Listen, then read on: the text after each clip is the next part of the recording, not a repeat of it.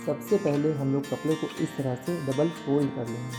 उसके बाद स्केल से नीचे डबल लाइन ले लेंगे मार्जिन के साथ और फिर फ्रंट की लेंथ लेंगे 9.5 इंच, उससे भी स्ट्रेट कर लेंगे। फिर हम लोग चौड़ाई लेंगे कपड़े की 4.5 इंच, ये फिटिंग के लिए 4.5 इंच पे ऊपर भी निशान लगाएंगे, उसे भी स्केल से स्ट्रेट कर लेंगे। और फिर बैक कपड़े को हम काटेंगे, एक फ्रंट पल्ला हो गया, अब ये दूसरा बैक पल्ला है, इसे भी 9.5 इंच की लंबाई के साथ और जो भी फिटिंग है 4.5 इंच वहीं रखकर इसको भी ऐसे ही स्ट्रेट लाइन ले लेंगे। उसके बाद इसे कट कर लेंगे, इस तरह से कट कर लेंगे हम लोग। जब तक हम कट कर रहे हैं तब तक आप लोग वीडियो को लाइक कर दीजिए और अगर नए हैं तो चैनल को सब्सक्राइब कर दीजिए।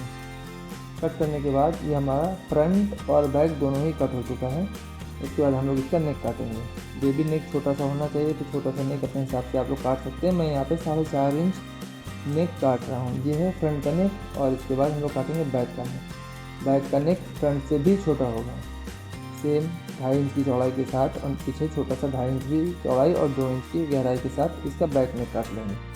बैक नेक काटने के बाद इसमें हम लोग नीचे साइड स्लिट देते हैं ताकि लास्ट में हुक लगा दें ताकि पहनाने में आसानी हो बच्चों को। फ्रंट का भी नेक हम लोग काट लेंगे इस तरह से। इसके बाद हम लोग एक स्ट्रेट पट्टी काटेंगे। ये स्ट्रेट पट्टी फ्रंट और बैक का साइड पैनल है तो ये हमें 4 काटनी है क्योंकि दोनों साइड एक एक लगेगा। तो ये लंबी हमने काट ली है, इसे 20 से आधा करेंगे जिससे ये 4 पार्ट में डिवाइड हो जाएगा। ये डबल कपड़ा फोल्ड है हमारा, ये देखिए हमने 20 से आधा करके इसे 4 पार्ट में डिवाइड कर लिया है। और इसे फिर इस तरह से साइड में रखेंगे और इसका आर्मोल का निशान ले लेंगे। 4.25 इंच से बच्चे का बहुत होगा तो 4.25 इंच से लेंगे और इसकी फिटिंग हम लोग 11 रख रहे हैं तो 5.5 से निशान लगा के फिर शोल्डर का मार्क देके ये शेप दे लेंगे और इसे कट कर लेंगे। इस तरह से इसे कट करने के बाद हम लोग इसी को जो हमने साइड पैनल है इसे दूसरे वाले पल्ले पर रखेंगे इस तरह से और इसे भी सेम साइज से कट कर लेंगे क्योंकि बहुत ज़्यादा शेप बेबी में देने की ज़रूरत होती नहीं है, नॉर्मल सी फ्रॉक आपकी बन जाएगी। और उसके बाद इस तरह से हम लोग घेरे को काटेंगे। ये 2 पल्ले फोल्ड करके मैंने बिछाए हैं, फ्रंट का और बैक का घेरा है। इसकी चौड़ाई रखेंगे, जितना आपको घेरा रखना है उसके हिसाब से चौड़ाई रख लेंगे, ऊपर चुन पड़ेंगे तो वो मैनेज हो जाएगा। फिर उसको भी इस तरह से हम लोग कट कर लेंगे नीचे की मार्जिन लेके ताकि जब नीचे के फोल्ड करने के लिए आपके पास कपड़ा एक्स्ट्रा हो, फ्रॉक छोटी ना हो। उसके बाद हम लोग काटेंगे फ्रंट पैनल पे जो फ्रिल पड़ेगी, ये वो चीज़ है।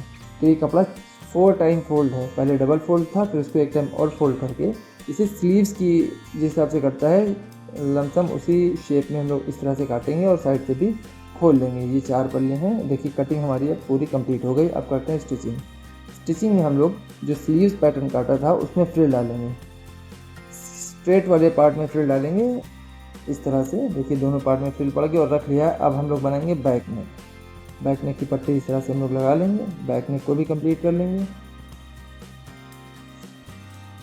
आप लोग अगर ये वीडियो यहाँ तक देख चुके हैं तो प्लीज़ वीडियो को लाइक कर लीजिए और चैनल को सब्सक्राइब कर लीजिए। बहुत मेहनत लगती है आप लोगों के लिए वीडियो बनाने में।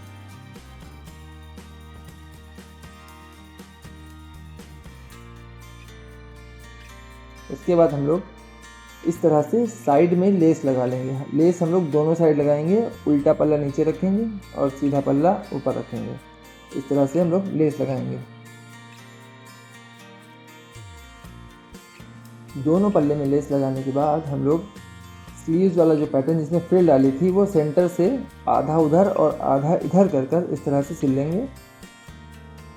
ये देखिए आराम से इस तरह से सिल लेंगे, दोनों साइड हम लोग सिल लेंगे।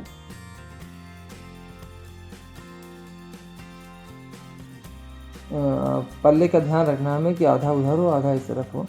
और ये दोनों साइड सिलने के बाद हम लोग इसके भी शोल्डर जोड़ लेंगे। जो हम लोगों ने साइड पैनल काटा था उसके शोल्डर जोड़ने के बाद हम लोग इसे भी सेंटर में रख के आधा उधर आधा इधर करके लेस के जस्ट ऊपर सिलाई लगानी है हमें, लेस से बाहर सिलाई नहीं लगानी है, लेस के ऊपर ही सिलाई रख कर इसे सिल लेना है। सिलने के बाद दोनों तरफ सिलने के बाद आप खोल के देखेंगे तो इसमें एक अच्छी सी फ्रिल का डिज़ाइन पड़ चुका होगा।